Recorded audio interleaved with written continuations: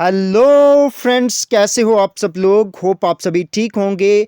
तो हम लोगों ने एक लेक्चर सीरीज स्टार्ट करके रखी हुई है जिसमें हम पढ़ रहे थे final phase of Indian national movement, जिसको गांधीयन इरा के नाम से भी जाना जाता है, जो 1917 से लेकर 1947 के पीरियड को गांधीयन इरा के नाम से जाना जाता है। ठीक है, तो उसकी ही ये आज 9th वीडियो है। अगर आपने पहले वीडियो नहीं देखी हैं तो आप प्ले लिस्ट में जाकर उनको भी देख सकते हैं। ठीक है, तो चलो आज का टॉपिक करते हैं हम स्टार्ट। ठीक है, तो आज हम क्या क्या चीज़ें पढ़ने वाले हैं। आज हम पढ़ने वाले हैं, ठीक है, प्रोविंशियल इलेक्शन ऑफ 1936-37। ठीक है, Lahore session of all India Muslim league, जिसमें टू नेशन थ्योरी दी गई थी। और आज हम और नेक्स्ट टॉपिक क्या पढ़ेंगे, इंडियन नेशनल आर्मी या आज़ाद हिंद फौज के नाम से भी जाना जाता है इसको। ठीक है, तो वन बाय वन इसके बारे में हम आज फैक्ट देखेंगे। ठीक है, तो चलो करते हैं स्टार्ट आज का टॉपिक। ठीक है, तो प्रोविंशियल इलेक्शन ऑफ 1937। ठीक है, तो गवर्नमेंट ऑफ इंडिया एक्ट 1935 में हमने देखा था कि उसमें एक, ठीक है, रिकमेंडेशन दी थी कि इसके बारे में, कि इलेक्शन करवाने के बारे में। तो ठीक है, प्रोविंशियल इलेक्शन होता है कब, 1936-37 में। तो ठीक है, इसके पहले क्या होता है, जो रिकमेंडेशन थी कि इलेक्शन करवाना है 1937 में, तो इसके चलते जो कांग्रेस के लेफ्ट विंग थे ना कांग्रेस में ही, जिनमें जैसे जवाहरलाल नेहरू थे, जिसमें सुभाष चंद्र बोस और कांग्रेस सोशलिस्ट पार्टी थी, ये इसके फेवर में नहीं थे स्टार्टिंग में। ठीक है, तो बाद में चलते इन्होंने पार्टिसिपेट किया था। ठीक है, तो कब क्या क्या होता है इसके बारे में ही हम आगे देखते हैं। ठीक है, तो पहले जो लेफ्ट विंग कांग्रेस की थी, इनका मानना था कि अगर हम पार्टिसिपेट करते हैं इलेक्शन में तो अपने ही स्टैंड को डिल्यूट करने वाली बात होगी, कि हम कोऑपरेट कर रहे हैं, जो रिप्रेसिव गवर्नमेंट है उसमें पार्टिसिपेट कर रहे हैं। तो ठीक है, तो इसी वजह से जो और भी जो है एक डिवाइड हो जाएगी, एक फैक्शन बन जाएगी। जो नेशनलिस्ट लोग हैं, नेशनलिस्ट मूवमेंट में पार्टिसिपेट कर रहे हैं, वो डिमोटिवेट हो जाएंगे। तो इस तरीके से पहले जो लेफ्ट विंग थी उसने इलेक्शन के में कंटेस्ट करने से मना कर दिया था। पर बाद में चलते ही जब क्या होता है, लखनऊ सेशन होता है कांग्रेस का 1936 में, सुप्रीम इम्पॉर्टेंट, और फीसपुर सेशन होता है इंडियन नेशनल कांग्रेस का कब, 1937 में। इसमें प्रेसिडेंट कौन बनते हैं इंडियन नेशनल कांग्रेस के, जवाहरलाल नेहरू। ठीक है, और इसमें ही बोला जाता है कि पार्टिसिपेट की कंटेस्ट करेंगे हम इलेक्शन, जो गवर्नमेंट ऑफ इंडिया एक्ट 1935 के तहत, ठीक है, होने वाला था। ठीक है, तो इसमें ये एक, ठीक है, लाइन बोलते हैं जवाहरलाल नेहरू, क्या बोलते हैं कि there was no choice but to contest the election as it would educate the masses on the political policies and economic programme of the party. तो क्या कह रहे थे जवाहरलाल नेहरू जी, कह रहे थे कि अब कांग्रेस के पास और कोई चॉइस नहीं है हमारे पास, कि हम कंटेस्ट करें इलेक्शन को, और लोगों को, जो मासेस हैं, उनको एडुकेट करें कि हमारी जो पॉलिटिकल पॉलिसीज़ हैं या इकोनॉमिक प्रोग्राम जो कांग्रेस पार्टी चला रही हैं, उसके बारे में लोगों को, आम लोगों को क्या करें, अवेयर करें पार्टिसिपेट करके इलेक्शन में। ठीक है, तो नेक्स्ट हम आगे बढ़ते हैं। गांधी जी ने भी बिगनिंग में क्या किया था कि इसको अपोज किया था। ठीक है, बट बाद में चलते इन्होंने भी अपनी राय इसको अप्रूव कर दिया। ठीक है, तो क्या होता है कि 1936 में ही क्या बनते हैं, जिन्ना बनते हैं, मोहम्मद अली जिन्ना किसके बनते हैं, प्रेसिडेंट मुस्लिम लीग के, ऑल इंडिया मुस्लिम लीग के प्रेसिडेंट बनते हैं, और ये भी फेवर करते हैं इलेक्शन को। ठीक है, उसके बाद, ठीक है, होता है इलेक्शन। ठीक है, कब होता है, 1936-37 में। ठीक है, क्या होता है, प्रोविंशियल इलेक्शन होता है। ठीक है, जिसमें क्या क्या होता है वन बाय वन हम देखेंगे। ठीक है, तो होता क्या कि 11 प्रोविंसेस में क्या होता है कि इलेक्शन होता है। कौन कौन से 11 प्रोविंस थे, ठीक है, कौन से थे, मद्रास था, central province, Bihar, Orissa, united province, Bombay province, Assam, north west frontier province, Bengal, Punjab and Sindh. ठीक है, जिसमें क्या हुआ कि इसमें से 11 प्रोविंसेस में से कांग्रेस की जो मेजॉरिटी थी, कांग्रेस मेजॉरिटी में किन किन प्रोविंसेस में आई थी, 8 प्रोविंसेस में मेजॉरिटी में आई थी, और 3 प्रोविंसेस में नहीं आई थी मेजॉरिटी में। पर इन 3 में से भी 2 प्रोविंसेस में कांग्रेस ने कोलिशन गवर्नमेंट बना दी थी, केवल एक प्रोविंस को छोड़ के, वो कौन सा था, बंगाल प्रोविंस को छोड़ के। ठीक है, तो 3 प्रोविंस थे जिसमें कांग्रेस की मेजॉरिटी नहीं थी, वो कौन कौन से थे, बंगाल, पंजाब और सिंध। ठीक है, और बाद में चलते कोलिशन बना दी थी, कहाँ पे, पंजाब और सिंध में, लोकल पार्टीज के साथ, किसने, कांग्रेस ने। और सिर्फ एक जगह पे कांग्रेस की सरकार नहीं थी, कहाँ पे, बंगाल प्रोविंस में। ठीक है, तो कांग्रेस ने टोटल सीटें कितनी जीती थी, 707। 1585 में से 707 सीटें जीती थी। सुप्रीम इंपॉर्टेंट, ये भी फैक्ट आपके एग्जामिनेशन में पूछा जाता है। ठीक है, तो ठीक है, नेक्स्ट हम आगे बढ़ते हैं। ठीक है, तो बंगाल प्रोविंस में मेजॉरिटी किसकी थी? मुस्लिम लीग की थी, ठीक है। बट मुस्लिम लीग यहाँ पे ठीक है जो है सरकार नहीं बना सकी, ठीक है। क्यों? क्योंकि एक कोलिशन गवर्नमेंट, एक कोलिशन बना दी थी किसने? कृषक प्रजा पार्टी ने एक कोलिशन बना दी थी। किसने? कृषक प्रजा पार्टी ने, ठीक है। तो जिसके ठीक है किसकी प्रधानता में? ए के फजलुल हक की प्रधानता में। तो इस वजह से मुस्लिम लीग को कोई भी सीट नहीं मिली थी, ठीक है। 11 के 11 प्रोविंसेस में मुस्लिम लीग कहीं भी कोई भी सीट नहीं जीत पाई थी, ठीक है। तो ठीक है, तो इस इलेक्शन के थ्रू लोगों ने पार्टिसिपेट, कितने लोगों को राइट टू वोट मिला? अप्रॉक्सीमेटली 30 मिलियन लोगों को राइट टू वोट मिला, जिसमें 4.25 मिलियन कौन थी? वुमेन थी, सुप्रीम इंपॉर्टेंट, ठीक है। और टोटल कितने लोगों को, जो 30 मिलियन लोग थे, ठीक है, इसमें ठीक है कितने लोग टोटल? 30 मिलियन लोग थे, तो टोटल पॉपुलेशन का केवल कितने लोगों को मिली राइट टू वोट? केवल 14% ऑफ टोटल पॉपुलेशन के लोगों को क्या मिली थी? राइट टू वोट, ठीक है। Very important, supreme important as it is, ये फैक्ट भी आप रिमेंबर रखोगे। तो नेक्स्ट हम आगे पढ़ते हैं, ठीक है। तो बाद में चलते, कांग्रेस जो मिनिस्टर थे उन्होंने रिजाइन कर दिया था अक्टूबर नवंबर में। क्यों? क्योंकि ठीक है अक्टूबर नवंबर 1939 में। क्यों? क्योंकि ये प्रोटेस्ट कर रहे थे किसके खिलाफ? क्योंकि वाइसराय लॉर्ड लिनलिथिगो ने एक डिसीजन ले लिया था कि इंडिया को क्या करना है कि वार में, वो सेकेंड वर्ल्ड वार में पार्टिसिपेट करना है। बट इन्होंने कोई भी कंसल्ट, जो इंडियन पीपल थे, इंडियन लीडर थे, उनको कंसल्ट नहीं किया था। इसकी अपोजिशन में इंडियन नेशनल कांग्रेस ने क्या किया? रिजाइन कर दिया था, ठीक है, प्रोविंसेस से। कब? अक्टूबर नवंबर 1939 में। Supreme important as it is, आप फैक्ट याद रखोगे, ठीक है। तो इसी की ठीक है फेवर में क्या कि मुस्लिम लीग ने ठीक है डिलीवरेंस डे सेलिब्रेट किया था, तो वो भी हम आगे पढ़ेंगे, ठीक है। तो नेक्स्ट हम आगे बढ़ते हैं, ठीक है। तो ठीक है, हमने पीछे देखा कि कांग्रेस सोशलिस्ट पार्टी के बारे में थोड़ा जैसा लाइन आई थी, जो लेफ्ट विंग थी इंडियन नेशनल कांग्रेस में ही, तो वो इसके बारे में थोड़ा पढ़ लेते हैं, ठीक है। ऐसे एग्जामिनेशन में भी पूछे जाता है ऐसे क्वेश्चन ही, तो ठीक है इसके बारे में हम पढ़ते हैं, ठीक है। तो कांग्रेस सोशलिस्ट पार्टी क्या थी? एक ग्रुप था, किसके अंडर ही? इंडियन नेशनल कांग्रेस के अंडर ही एक ग्रुप था, ठीक है, जो फाउंड कब हुआ था? 1934 में। वेरी इंपॉर्टेंट ये डेट है, एज इट इज आपको रिमेंबर रखनी है कि कांग्रेस सोशलिस्ट पार्टी कब फाउंड हुई थी? 1934 में, ठीक है। इसके फाउंडर कौन थे? जयप्रकाश नारायण और आचार्य नरेंद्र देव। सुप्रीम इंपॉर्टेंट ये दो नाम है, एज इट इज ही आप रिमेंबर रखोगे, आपके एग्जामिनेशन पॉइंट ऑफ व्यू से सुप्रीम इंपॉर्टेंट है ये दोनों नाम, ठीक है। तो रीजन क्या थे, किस वजह से ये फाउंड हुई थी, ठीक है। तो ठीक है, कांग्रेस सोशलिस्ट पार्टी क्यों फाउंड हुई थी? इसके रीजन दो थे, ठीक है। एक तो क्या कि ठीक है, दो नहीं, एक ही रीजन था। क्या हुआ कि 1934 में जैसे ही जो सिविल डिसोबीडियंस मूवमेंट जो है वो गांधी जी ने, ठीक है, रिवोक कर दिया गया, इसको वापस ले गए, ठीक है। तो इसके चलते क्या हुआ कि कुछ लोग, जो कुछ पार्टी थे, कांग्रेस के कुछ मेंबर थे, वो पार्टिसिपेट करना चाहते थे लेजिस्लेचर में या इलेक्शन में, ठीक है। तो उनको क्या कहा जाता है? उनको कॉन्स्टिट्यूशनलिस्ट बोला जाता है। और जो इसके अगेंस्ट थे उनको ही क्या बोला जाता है, ठीक है, कांग्रेस सोशलिस्ट पार्टी उन्हीं लोगों ने बनाई थी। वेरी इंपॉर्टेंट, ये फैक्ट आपको एज इट इज ही रिमेंबर रखना है, ठीक है, सुप्रीम इंपॉर्टेंट। नेक्स्ट हम पढ़ते हैं आगे, ऑल इंडिया फॉरवर्ड ब्लॉक पढ़ते हैं, ठीक है। तो ये क्या था? ऑल इंडिया फॉरवर्ड ब्लॉक, ठीक है। Very important is this.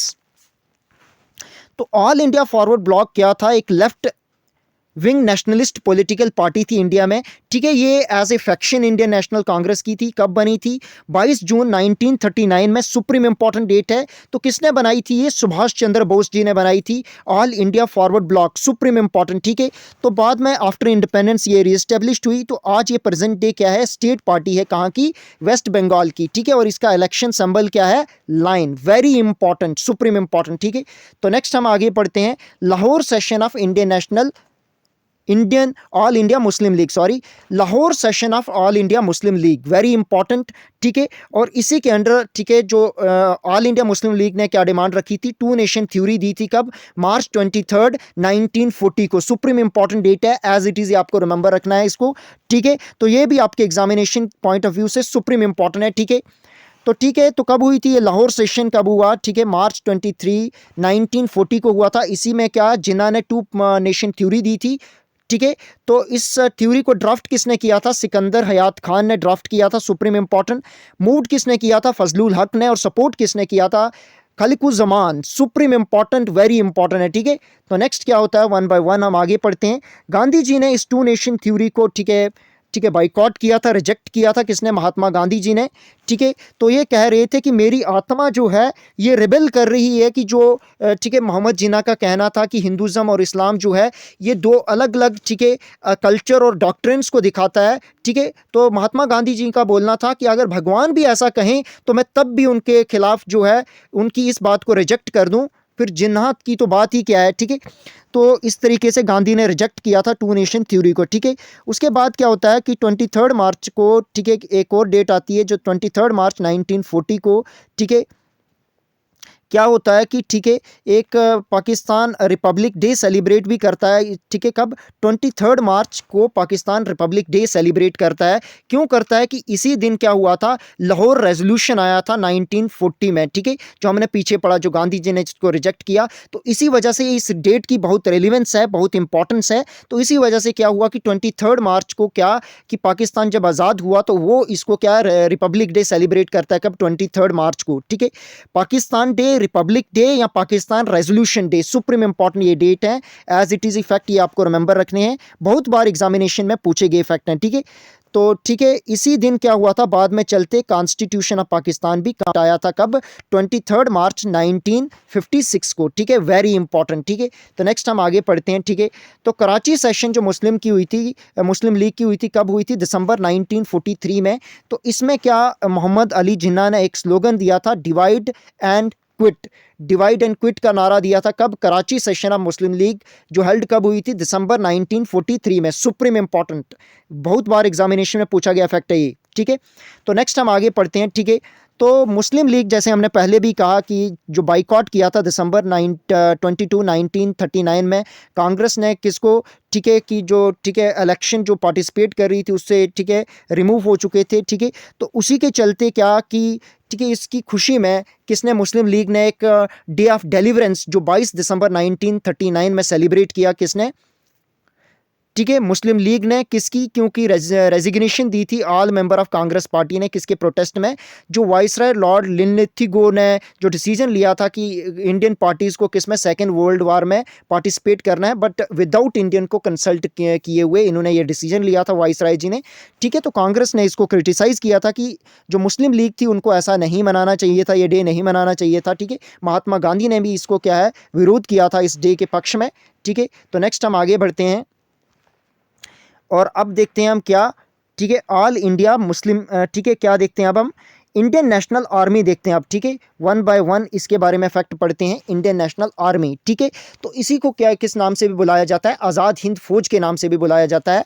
Very important है ये बात भी। ठीक है, एज इट इज़ रिमेंबर रखोगे। कब बनी थी इंडियन नेशनल आर्मी, 17 फरवरी 1942 में। वेरी इंपॉर्टेंट डेट है, एज इट इज़ आप रिमेंबर रखोगे। ठीक है, तो ठीक है सबसे ये बनाई किसने थी, मोहन सिंह ने बनाई थी। ठीक है, इसके founder, all Indian national army के फाउंडर कौन है, तो मोहन सिंह है। Very important as it is. ठीक है, तो होता क्या है कि मोहन सिंह पहले क्या एक ब्रिटिश आर्मी में होते हैं। ठीक है, बाद में ये किसको ज्वाइन कर देते हैं, ठीक है जापानीज़ को ज्वाइन कर देते हैं। ठीक है, और जापानीज़ में जापान में चले जाते हैं और ठीक है और वहाँ जाके क्या करते हैं, एक ठीक है सिंगापुर चले जाते हैं और वहाँ में जाकर ये क्या करते हैं, इंडियन नेशनल आर्मी की स्थापना करते हैं। ये ठीक है जापानी से रिक्वेस्ट करते हैं कि जो भी प्रिजनर ऑफ वार हैं, ठीक है उनको हम मुझे दे दो और मैं इससे इंडियन नेशनल आर्मी जो है इसको ऑर्गेनाइज़ करूँगा। ठीक है, जापानीज़ दे देते हैं और बाद में ये ऑर्गेनाइज़ करते हैं। कब, फरवरी 17 1942 को। कौन, ठीक है कैप्टन जनरल मोहन सिंह कहाँ पे, सिंगापुर में इंडियन नेशनल आर्मी की स्थापना करते हैं। कौन, मोहन सिंह। कब, 17 फरवरी 1942 में। सुप्रीम इंपॉर्टेंट डेट है। ठीक है, तो नेक्स्ट क्या होता है, नेक्स्ट आगे पढ़ते हैं हम। ठीक है, ठीक है, तो होता क्या है कि दिसंबर 1942 में क्या एक सीरियस डिफरेंस आ जाता है, किसके बीच में डिफरेंसेस आ जाते हैं, ठीक है किसमें के बीच में, मोहन सिंह और ठीक है जापानीज़ के बीच में एक ठीक है डिफरेंसेस आ जाते हैं। कि क्यों आते हैं, क्योंकि मोहन सिंह चाहते हैं कि मैं इंडियन नेशनल आर्मी को और ज़्यादा रेस करके 20,000 तक ले जाऊँ, बट जापानीज़ क्या चाहते हैं कि फोर्स जो हो केवल इंडियन नेशनल आर्मी की कितनी हो, केवल 2,000। इसी के चलते बाद में मोहन सिंह को ठीक है कस्टडी में ले लिया था जापानीज़ ने। ठीक है, बाद में चलते इसकी जो भी ठीक है प्रेसिडेंटशिप या ठीक है ऑर्गेनाइज किसने किया था इंडियन नेशनल आर्मी को, ठीक है रस बिहारी बोस में। इन्होंने फिर बाद में ठीक है सुभाष चंद्र बोस को ये काम दे दिया था। ठीक है, वन बाय वन ये भी हम देखते हैं फैक्ट एज इट इज़ ही, ठीक है। तो जब इंडियन नेशनल आर्मी बनाई थी मोहन सिंह ने, तब रास बिहारी बोस क्या बना रहे थे, ऑर्गेनाइज कर रहे थे किसको, इंडियन इंडिपेंडेंस लीग को, ठीक है। और उन्होंने बनाई कब थी, 1942 में टोक्यो जापान में बनाई थी इंडियन इंडिपेंडेंस लीग। किसने, रास बिहारी बोस ने। सुप्रीम इंपॉर्टेंट फैक्ट है, एज इट इज़ आप रिमेंबर रखोगे, ठीक है। तो ये भी आपके एग्जामिनेशन में बहुत बार पूछा गया क्वेश्चन है, ठीक है। तो इसका मेन मोटिव क्या था, मेन ऑब्जेक्टिव क्या था इंडियन इंडिपेंडेंस लीग का, जो 1942 में टोक्यो में बनी थी, ठीक है। तो क्या कि ब्रिटिश रूल से आज़ादी दिलाना किसको, भारतीयों को, ठीक है। तो वेरी इंपॉर्टेंट, ये भी आप फैक्ट याद रखोगे, ठीक है। उसके बाद क्या होता है कि रास बिहारी बोस जो हैं वो सुभाष चंद्र बोस को इनवाइट करते हैं, ठीक है। कब, 13 जून 1943 को, ठीक है। और इनको प्रेसिडेंट बनाया जाता है इंडियन इंडिपेंडेंस लीग का, और ठीक है लीडर बनते हैं इंडियन नेशनल आर्मी के, जिसको ही आज़ाद हिंद फौज के नाम से भी जाना जाता है, ठीक है। तो इसमें 3 ब्रिगेड्स बनाते हैं ये, एक तो सुभाष ब्रिगेड, ठीक है, Gandhi brigade and Nehru brigade, ठीक है। और चौथा ब्रिगेड कौन सा था, रानी लक्ष्मीबाई ब्रिगेड, और जिसकी कैप्टन कौन थी, लक्ष्मी सहगल। वेरी इंपॉर्टेंट है, ये भी बात आप एज इट इज रिमेंबर रखोगे, ये भी क्वेश्चन एग्जामिनेशन में पूछा गया है, ठीक है। तो नेक्स्ट हम आगे बढ़ते हैं,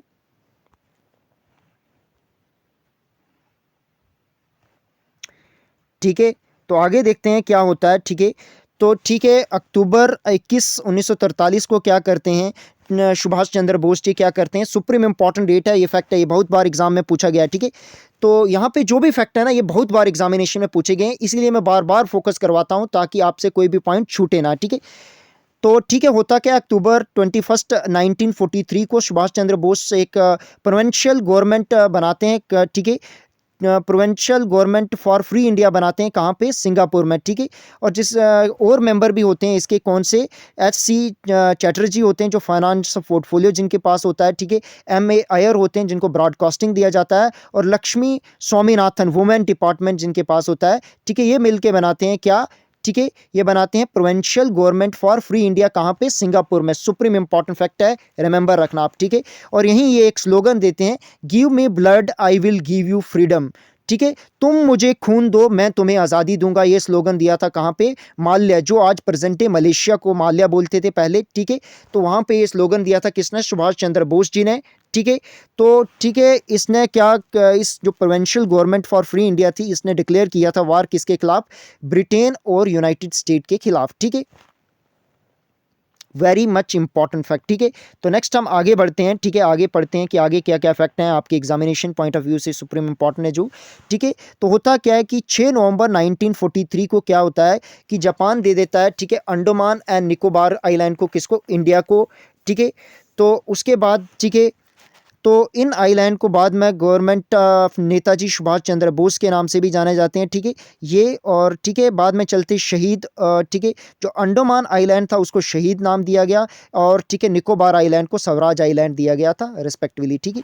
होता क्या है कि नेक्स्ट हम और फैक्ट पढ़ते हैं इसके बारे में, ठीक है, ठीक है। तो और फैक्ट देखते हैं, ठीक है। होता क्या है, नवंबर 6 1943 में क्या होता है कि नेताजी सुभाष चंद्र बोस होस्ट करते हैं किसको, इंडियन नेशनल फ्लैग को, जो ट्राई कलर फ्लैग है आज हमारा, उसको फर्स्ट टाइम होस्ट कौन करते हैं, सुभाष चंद्र बोस। कहाँ पे करते हैं, पोर्ट ब्लेयर में करते हैं, ठीक है। अंडमान और निकोबार की कैपिटल है पोर्ट ब्लेयर, वहाँ पे होस्ट करते हैं कौन, Netaji Subhash Chandra Bose. First time tricolour flag, जो नेशनल फ्लैग है आज हमारा, फर्स्ट टाइम होस्ट किसने किया था, सुभाष चंद्र बोस ने किया था। कब किया था, ये भी इंपॉर्टेंट डेट है, नवंबर 6 1943 में, ठीक है। वेरी इंपॉर्टेंट, ठीक है,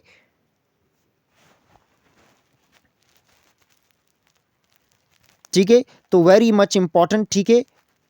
सॉरी, ये नवंबर 6 नहीं था, ठीक है, कितना था, ठीक है, दिसंबर 30 1943 था। वेरी मच इंपॉर्टेंट, ये थोड़ी मिस्टेक्स हो चुकी है, आप इसको करेक्ट कर देना, ठीक है। तो ये क्या थी, 30 दिसंबर 1943 को होस्ट किया था किसने, फर्स्ट टाइम नेताजी सुभाष चंद्र बोस ने होस्ट किया था इंडियन नेशनल फ्लैग को, कहाँ पे, पोर्ट ब्लेयर, अंडमान और निकोबार की कैपिटल वहाँ, ठीक है। तो उसके बाद, ठीक है, क्या होता है कि जुलाई 6 1944 को क्या होता है कि सुभाष चंद्र बोस एड्रेस करते हैं महात्मा गांधी को, बोलते हैं कहाँ से, ऑल इंडिया रेडियो, ठीक है, Azad Hind radio, sorry, Azad Hind radio से ये एक टाइटल देते हैं किसको, महात्मा गांधी को, किस नाम से उपाधि देते हैं, father of nation. First time किसने कहा था father of nation, Gandhi ji को किसने कहा था, सुभाष चंद्र बोस ने कहा था। कब कहा था, 6 जुलाई 1944 4 में, ठीक है। तो आप इस पॉइंट को करेक्ट कर देना, नवंबर 6 को कट कर देना और यहाँ पे क्या लिखना है आपको, ये लिखा भी हुआ है मैंने नीचे 30 दिसंबर 1943, ठीक है। तो ये कर लेना, जब भी आप अपने नोट्स देखोगे तो वहाँ पे इसकी करेक्शन कर देना जरूर, ठीक है। तो नेक्स्ट हम आगे बढ़ते हैं, ठीक है। आज़ाद हिंद रेडियो की बात, ठीक है, हमने देखा कि आज़ाद हिंद रेडियो तो ये बना कब था, इसके बारे में थोड़े फैक्ट जान लेते हैं। तो ये 1942 में बना था, क्या, Azad Hind radio, supreme important, ठीक है। तो आज़ाद हिंद रेडियो कब एस्टेब्लिश हुआ था, बर्लिन में, कब, 1942 में। किसने किया था, नेताजी सुभाष चंद्र बोस ने किया था, ठीक है। एज ए टूल ये काम किया था, किसके, ये प्रोपोगंडा अगेंस्ट ब्रिटिश गवर्नमेंट, ठीक है। और इसकी फर्स्ट ब्रॉडकास्टिंग का बिगन हुई थी जनवरी 7, 1942, सुप्रीम इंपॉर्टेंट, ठीक है। एज इट इज ही रिमेंबर रखोगे आप, ठीक है। तो इसका हेडक्वार्टर कहाँ पे था, बर्लिन, जर्मनी में, ठीक है। और बाद में शिफ्ट कर दिया था कहाँ पे, सिंगापुर में, और बाद में चलते बर्मा, म्यांमार में शिफ्ट कर दिया था। ये भी फैक्ट आप रिमेंबर रखोगे, ठीक है। तो नेक्स्ट हम आगे बढ़ते हैं, ठीक है।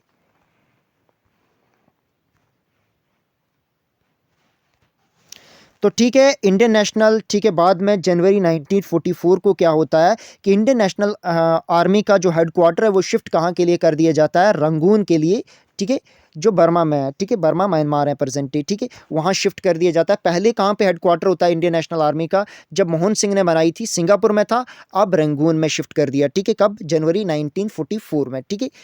तो ठीक है, यहाँ पे ठीक है, ठीक है, एक मार्च चला गया, ठीक है, मार्च जिसमें दिल्ली चलो का नारे दिए गए, ठीक है, चलो दिल्ली या दिल्ली चलो के नारे दिए गए। वेरी इंपॉर्टेंट था ये नारा, किसने दिया था, नेताजी सुभाष चंद्र बोस ने दिया था। उसके बाद नेक्स्ट क्या होता है कि मई 1944 को क्या होता है कि नेताजी सुभाष चंद्र बोस क्या करते हैं और बढ़ जाते हैं कहाँ, बर्मा को अटैक करते हैं और जीत देते हैं, बर्मा को ब्रिटिश आर्मी से कैप्चर कर देते हैं और फिर कैप्चर करते हैं रंगून और कोहिमा, जो प्रेजेंट डे, ठीक है, कोहिमा क्या है, नागालैंड की कैपिटल है, ठीक है। और उसके बाद ठीक है, इम्फाल के लिए बढ़ते हैं, ठीक है, ठीक है। और ठीक है, वहाँ ये बाद में क्या होता है कि अप्रैल 1944, वेरी इंपॉर्टेंट डेट है ये भी, ठीक है। जो कर्नल मलिक होते हैं, ठीक है, ये एक ठीक है, बहादुर ग्रुप के, ठीक है, मेंबर होते हैं, ये होस्ट करते हैं इंडियन नेशनल आर्मी का फ्लैग, वेरी इंपॉर्टेंट, ये फर्स्ट टाइम कहाँ पे करते हैं, ठीक है। तो मोयरांग एक मणिपुर की जगह है, वहाँ पे होस्ट करते हैं,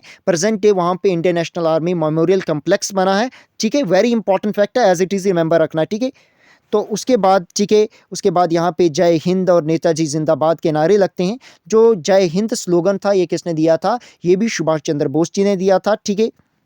और होता क्या है कि बाद में चलते अगस्त 1945 के चलते क्या होता है कि जापान के 2 शहरों में आटम बम गिराए जाते हैं, ठीक है।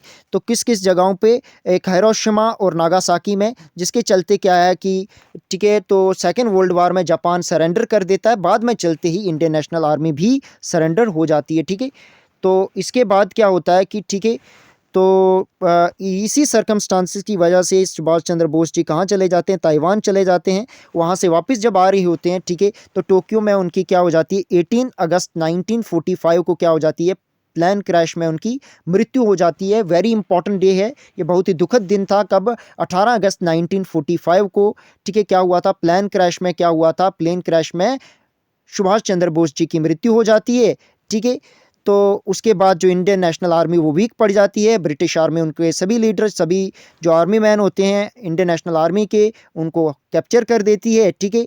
तो प्रिजन में डाल दिया जाता है उनको। उसके बाद क्या है, कुछ लॉयर जो होते हैं जो, ठीक है, इनको डिफेंड करते हैं, जो भी, ठीक है, इंडियन नेशनल आर्मी के मेंबर थे इनको, ठीक है, उनमें कौन होते हैं, ठीक है, भल्लू भाई देसाई जो डिफेंड करते हैं, ठीक है, आसिफ अली, बल्लू भाई देसाई, जवाहरलाल नेहरू, तेज बहादुर सप्रू, ठीक है, कैलाश नाथ कतजू, तो ठीक है, ये रिप्रेजेंट करते हैं, ये डिफेंड करते हैं और आफ्टर इंडिपेंडेंस इनको प्रिजन से छूट जाते हैं जो भी इंडियन नेशनल आर्मी के मेंबर थे, ठीक है।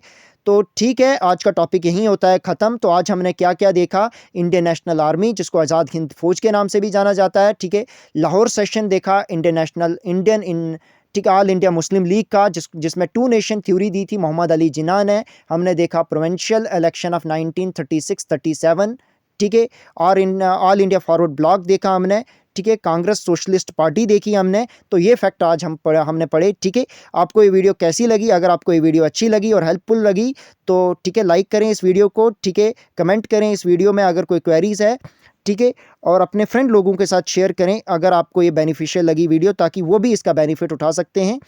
अगर आपने चैनल को सब्सक्राइब नहीं किया है तो आप हमारे चैनल को सब्सक्राइब भी कर सकते हैं और प्लेलिस्ट में जाकर बाकी वीडियोस को भी देख सकते हैं। ठीक है, मैं डिस्क्रिप्शन में टेलीग्राम ग्रुप का लिंक भी दे दूंगा, आप फर्दर अपडेट के लिए उसको भी ज्वाइन कर सकते हो। ठीक है, धन्यवाद, थैंक यू फॉर वॉचिंग।